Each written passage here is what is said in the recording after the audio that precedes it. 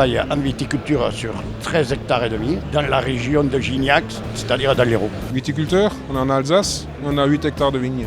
Je suis de Vinzel, à côté de Mâcon. On a un domaine de 14 hectares, dont 2 hectares que j'ai en propriété. Je suis producteur de fruits, poiriers, pommiers dans le 04, dans les Alpes de Haute-Provence. On a un domaine qui a 11 000 oliviers, 40 hectares. Je suis à la tête d'une exploitation viticole de 30 hectares sur la commune de Cahors. Vigneron indépendant sur la commune de Puy-l'Évêque dans le Lot. Viticulteur à Fronton depuis l'installation de 1966. 20 hectares de vignes, maintenant il y en a 50. De Vallon-Pont d'Arc, très précisément, sud Ardèche. Voilà, vigneron sur à peu près 17 hectares. Avec mon compagnon, on possède à peu près une vingtaine d'hectares. On travaille sur une cave coopérative qui est celle de Grimaud. Je viens de la commune Saint-Sonon-sur-Orbe. Je suis actuellement en forme sociétaire avec mon épouse sur une exploitation familiale de 22 hectares.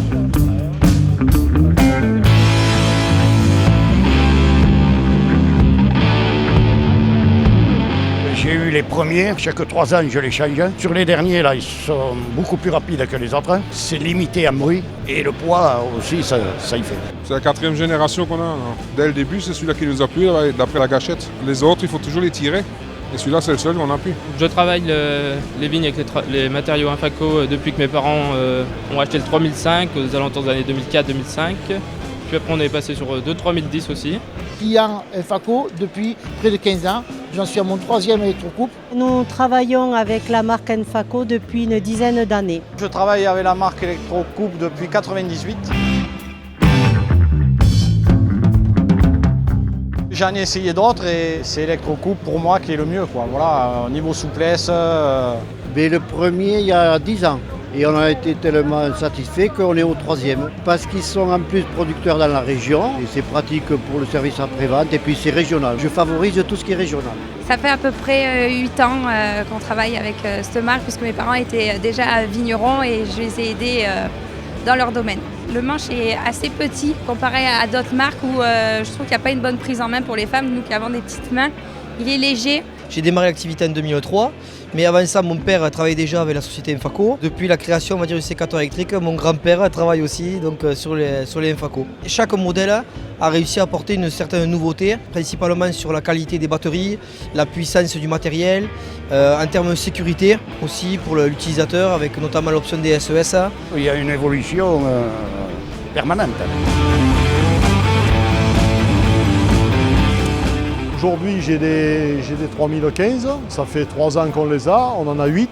J'ai remplacé ma gamme de sécateurs pour venir chez Enfaco parce que je trouve que le sécateur a plus de puissance, une bonne autonomie. Il a l'avantage d'avoir une grosse mâchoire en arboriculture si on en a besoin. La puissance, il est silencieux, il ne chauffe pas trop dans la main, donc c'est un très bon appareil à mes yeux. Là, je suis passé donc à la dernière génération qui encore est nettement supérieure.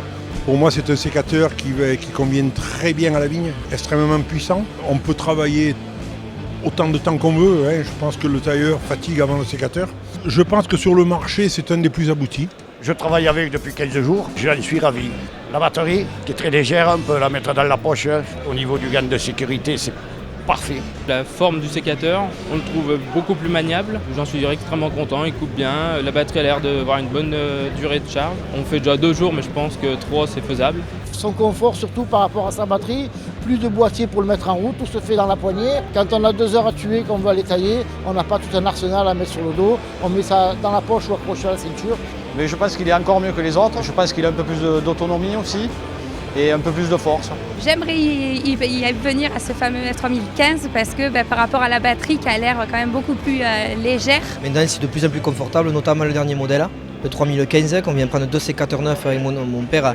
On a démarré hier, on les a traînés hier, et c'est vrai qu'on ne les sent pas du tout. Je trouve que c'est un matériel qui est déjà performant. La batterie qu'on puisse mettre en ceinture, à la poche, où vraiment le poids bien diminué, l'appareil est vraiment très au point.